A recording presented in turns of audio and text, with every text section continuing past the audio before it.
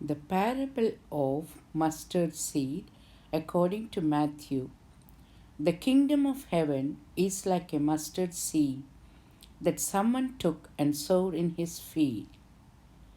It is the smallest of all the seeds, but when it has grown, it is the greatest of shrubs and becomes a tree, so that the birds of the air come and make nests in its branches. The mustard seed was the smallest seed, but it grew into a huge plant. This is Mark's third parable of growth. In his parable, Jesus teaches that although the kingdom of God started small with Jesus and the disciples, it would grow and spread across the world to unlimited number of followers. This tiny seed can cause a domino effect of change.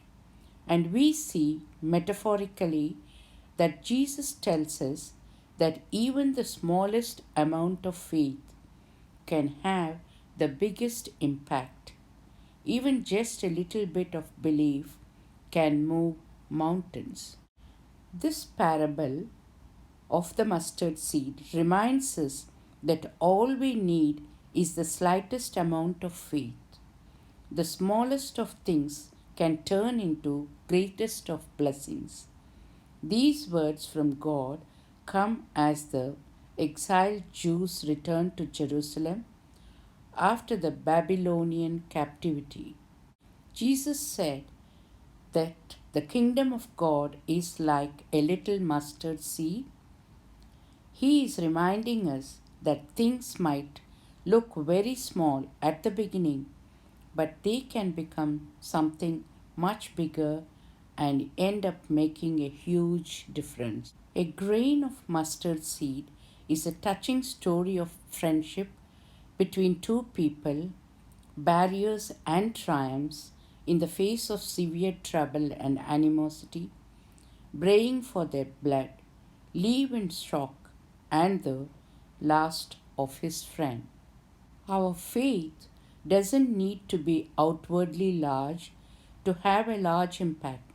The tiny mustard seed holds the potential of 30-foot bush, a seemingly inconsequential speck of faith can move mountains.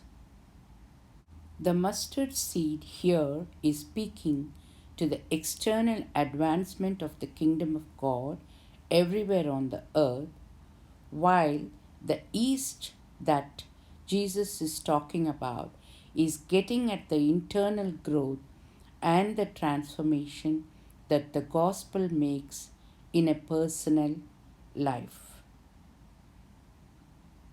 Jesus speaks about the mustard seed and the leaven, or the yeast. Jesus meant to tell the people that the kingdom of God will also grow from small beginnings. The Bible tells us how the ordinary carpenter's son went on to establish his ministry by asking Peter and his brother Andrew, who were cast into nets on the shores of the Sea of Galilee, to follow him.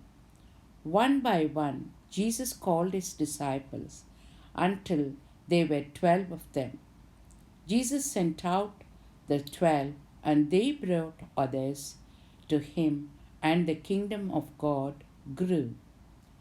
On other occasion, Jesus compared his Father's kingdom to the leaven or yeast which a man took and hid in 3 measures of flour till it was all leavened. What he meant to convey was that a mere pinch of leaven has the potential to penetrate and transform enough dough to feed scores of people. Jesus chose to establish his church with the help of simple, illiterate fishermen rather than the scholarly Pharisees. We do not need to be great people if we want to be the followers of Jesus Christ. Thank you. Thank you for watching.